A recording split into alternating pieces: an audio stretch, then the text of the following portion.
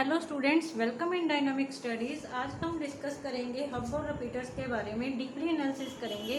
लेकिन उससे पहले आप डायनामिक स्टडीज़ को सब्सक्राइब, लाइक और शेयर ज़रूर कर दें।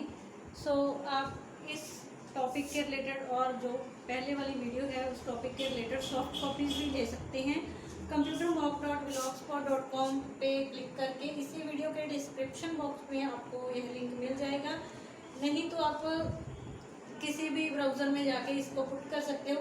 computermock.blogspot.com पुट करने के बाद आपने होम पे क्लिक करना है। होम पे क्लिक करने के बाद स्टडी मटेरियल में क्लिक करना है। उसके बाद सारे के सारे टॉपिक वहाँ पे होंगे, आप कोई भी PDF वहाँ से गेट कर सकते हो।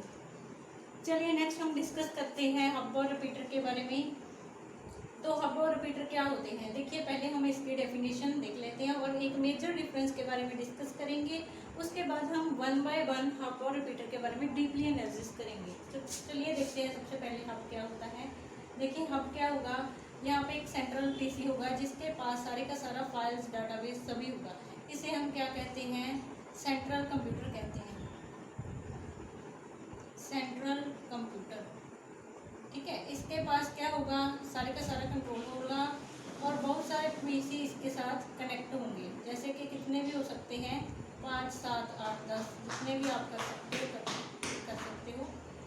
ठीक है, उसके बाद क्या होगा, मान लीजिए किसी भी एक PC को किसी डाटाबेस की ज़रूरत है, तो ये तो सेंट्रल कंप्यूटर है, इसके पास तो सारी की सारी फाइल्स होंगी ना।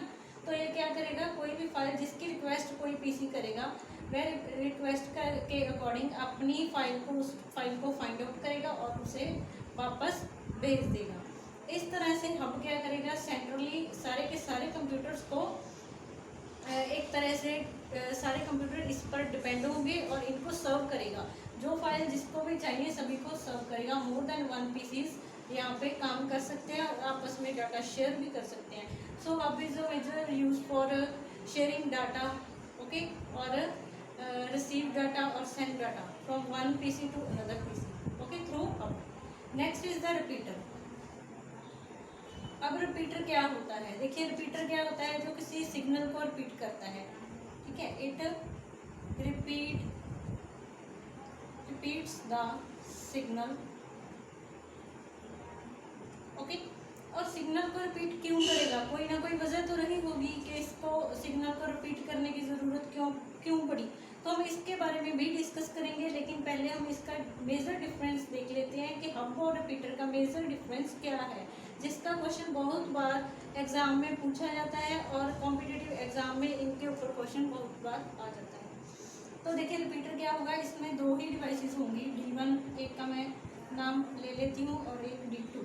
तो क्या होगा, यहाँ पे कोई ना कोई रिपीटर होगा और रिपीटर क्या करेगा, यहाँ से डाटा लेगा और इसको देगा। मोर देन 2 PC अगर किसी भी नेटवर्क में लाइव करेंगे तो यहाँ पे रिपीटर काम नहीं करेगा। रिपीटर का ओनली यूज़ तब किया जाता है जब हमने ओनली 2 PC कनेक्ट किए हुए हों, ओनली 2 PC पर। ठीक है, तो इसका क्या होगा, मोर देन 2 PC, ये इसका मेजर डिफरेंट है। मोर देन 2 PC को कनेक्ट करेंगे जब भी हम, तो हब का यूज़ करेंगे। अगर हमारे पास PC 2 ही हैं तो हम ओनली रिपीटर्स का यूज़ करेंगे।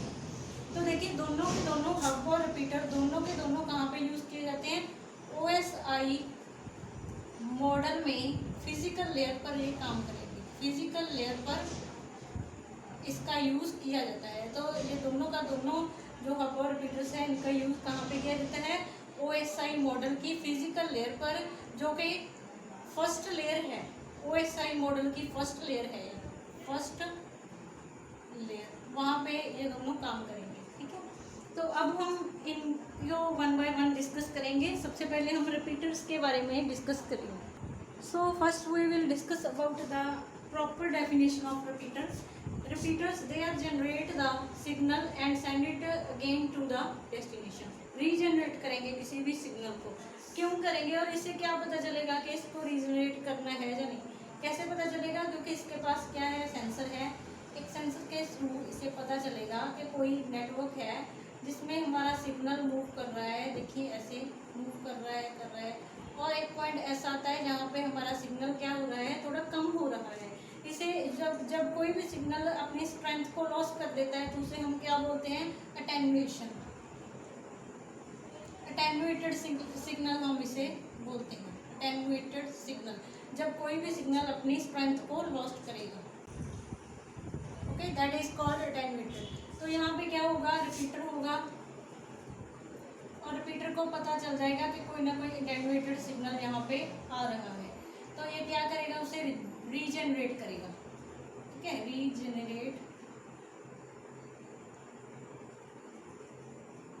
उसे रीजनरेट करेगा और उसके बाद उसे क्या करेगा, रिपीट करेगा कि सिग्नल सही सिग्नल कौन सा है, ये वाला।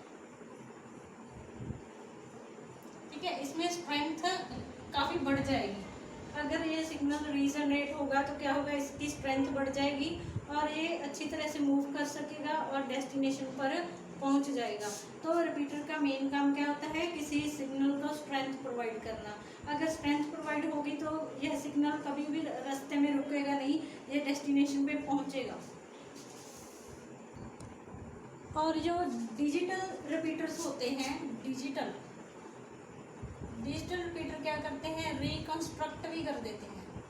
रिकंस्ट्रक्ट करने का मतलब है कि रिपीट करना और रीजनरेट करना एक अच्छी बात है, कोई भी कर सकता है, लेकिन डिजिटल सिग्नल क्या है, रिकंस्ट्रक्ट भी करेगा, उस सिग्नल को पहले ढूंढेगा और उसे दोबारा से बनाएगा और उसको सेंड करेगा।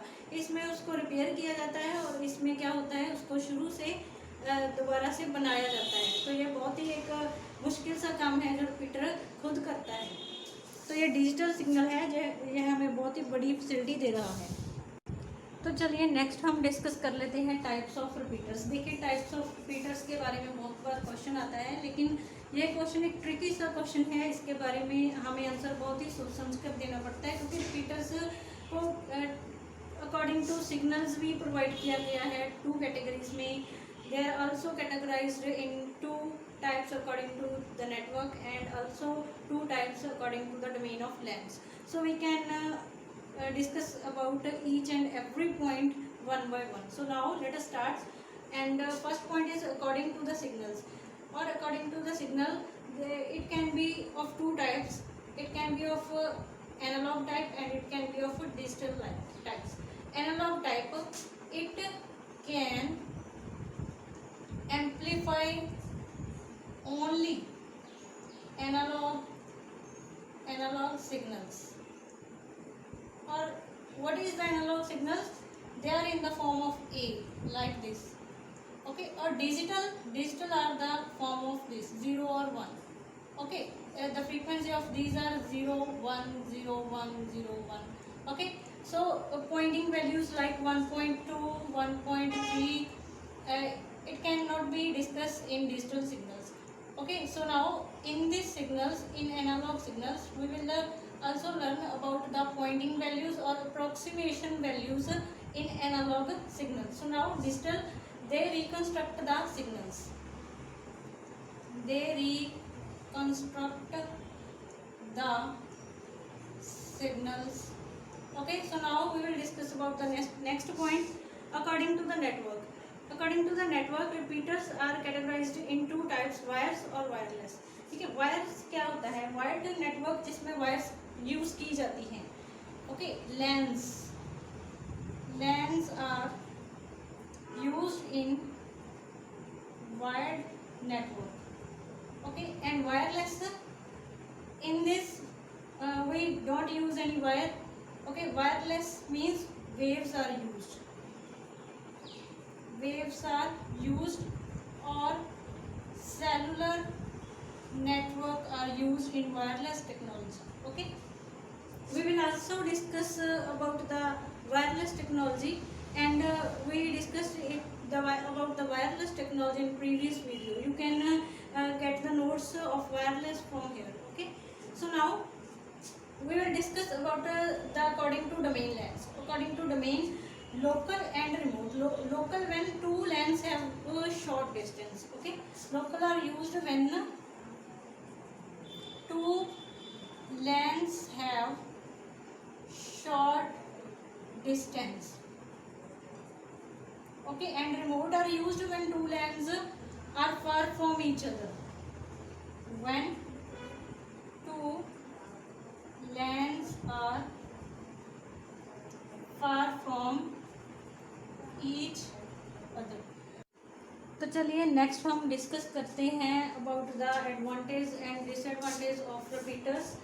देखिए एडवांटेज क्या है रिपीटर की, सिंपल टू इंस्टॉल करना इसे बहुत ही आसान है, इजीली कवर लार्ज एरिया, बहुत लार्ज एरिया में भी काम करेगा लैंस के थ्रू, ठीक है, more than one LANs we can connect in repeaters. So they are cost effective है, इनकी कॉस्ट बहुत ही लो है। They can connect a signal using different network of cables, different type of network cables, different type of cables भी हम इन्हें connect कर सकते हैं। नेक्स्ट है they have no processing overhead, यहाँ पे कोई भी प्रोसेसिंग नहीं होगी, अगर हम रिपीटर यूज़ कर रहे हैं तो कोई प्रोसेस नहीं होगा, तो इससे कोई ओवरहेड भी नहीं होगा रिपीटर्स को, ठीक है। नेक्स्ट हम डिस्कस करेंगे disadvantage of repeaters. Now the very very very large disadvantage of repeaters are the traffic, because traffic is large when repeaters are used, because they regenerate the signal and send it, then after it again regenerate the signal and send it. So now traffic is more than previous traffic. So now in repeaters this is a very huge problem, okay. And repeaters cannot work dissimilar networks. For example dissimilar network देखिए क्या होता है कि यहाँ पे हम ring topology use कर रहे हैं और यहाँ पे कोई रिपीटर लगा हुआ है और यहाँ पे बस टोपोलॉजी यूज़ हो रही है, ठीक है। तो क्या होगा, ये नेटवर्क वहाँ पे काम नहीं करेगा, यहाँ पे हम रिपीटर को यूज़ नहीं कर सकते अगर यहाँ पे सेम नेटवर्क और सेम टोपोलॉजी हम यूज़ नहीं कर रहे हैं। तो अगर हम रिपीटर्स को यूज़ करना है तो सेम टोपोलॉजी यहाँ पे होनी चाहिए और सेम ही यहाँ पे, जैसे हम यहाँ पे रिंग यूज़ कर रहे हैं तो यहाँ पे भी रिंग ही यूज़ होगी, यहाँ पे हम स्टार बस कोई और यूज़ नहीं कर सकते, ठीक है। नेक्स्ट जो है most network have restriction upon the number of repeaters, अगर हम नंबर ऑफ रिपीटर्स को बढ़ा देते हैं तो मोस्टली नेटवर्क रिस्ट्रिक्टेड होते हैं कि वे इतने सारे रिपीटर्स को एक्सेप्ट नहीं करते, तो यह भी इसका बहुत बड़ा ड्रॉबैक है। तो आज हमने डिस्कस किया all the points about the repeaters. So now we will discuss about the hub. तो देखिए हब क्या होता है, हब एक सेंट्रल पीसी है, ठीक है, जिसके साथ बहुत सारे पीसी जुड़े हुए हैं और अपना डाटा शेयर कर सकते हैं, यह आपको मैं पहले भी बता चुकी हूँ। नेक्स्ट हम हब के बारे में और इम्पोर्टेंट पॉइंट्स डिस्कस करेंगे।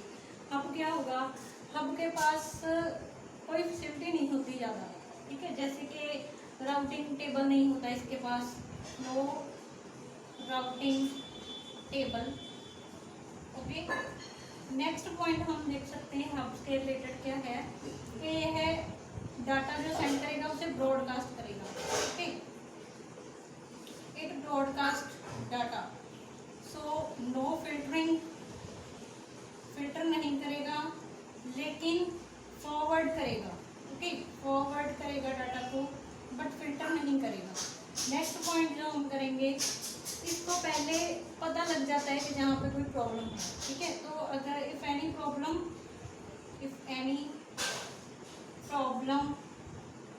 It can inform to network, तो नेटवर्क को बता देगा कि यहाँ पे कोई ना कोई प्रॉब्लम अक्सर हो सकती है। तो अब हब को यूज़ नहीं किया जाता, बहुत ही कम यूज़ किया जाता है क्योंकि इसको रिप्लेस किया गया है स्विच के साथ, ठीक है। Hubs are replaced with the switches, because जो स्विचेस यूज़ की जाती है उसमें इससे ज़्यादा फैसिलिटी है लेकिन काम यही करेंगी, ठीक है। इसके लिए अब क्या यूज़ की जा रही है, स्विचेस का ज़्यादा यूज़ किया जा रहा है क्योंकि उनमें कैपेबिलिटी ज़्यादा है, हब के तरह काम करने की कैपेबिलिटी ज़्यादा है, उसके पास राउटिंग टेबल्स भी होते हैं, डाटा को फिल्टर करके सेंड करेगी, ठीक है, फॉरवर्ड तो करेगी क्योंकि इसमें डाटा ही तो फॉरवर्ड करना है ना, एक पीसी के साथ कोई कनेक्शन बनाना है, कनेक्शन हब के थ्रू, और नेक्स्ट उसे सेंड करना है, तो स्विच भी यही काम करेगा, ठीक है। अगर कनेक्शन लॉस हो जाता है, मान लीजिए if any connection lost, okay, so it can inform, तो यह हमें इन्फॉर्म करेगा।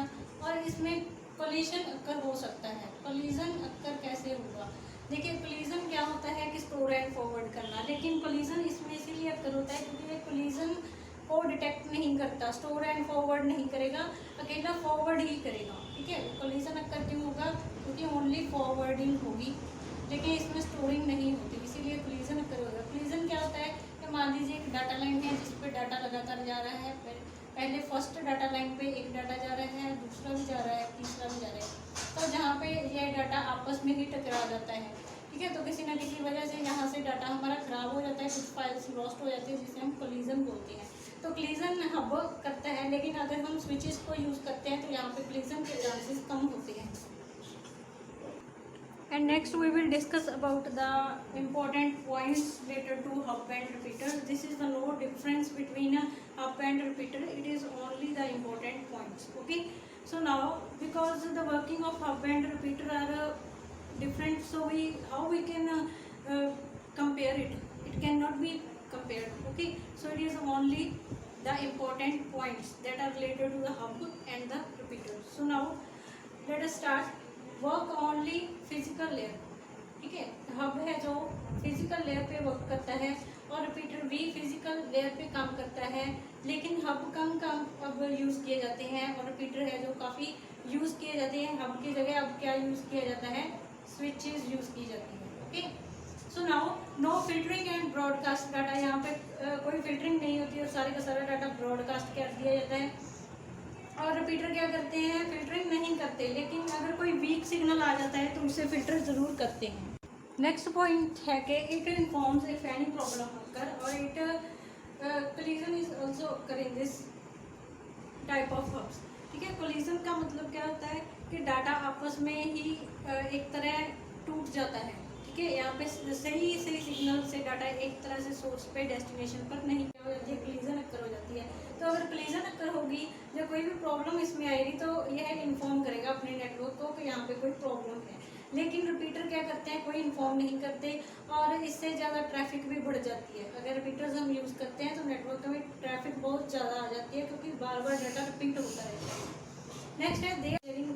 हब का यूज़ किया जाता है डाटा शेयरिंग के लिए, रिपीटर शेयरिंग के लिए किया जाता है, लेकिन इससे ज़्यादा इसका यूज़ किस में किया जाता है? इससे ज़्यादा इसका यूज़ किया जाता है अगर कोई वीक सिग्नल आ रहा है तो उसे ठीक करने के लिए, उसकी रिपेयर करने के लिए और उसे रीजनरेट करने के लिए इसका यूज़ है जो किया जाता है। नेक्स्ट है hub is central computer. Hub एक सेंट्रल कंप्यूटर होता है और काफ़ी सारे कंप्यूटर इसके साथ कनेक्ट होते हैं, लेकिन it has many type and have no central computer.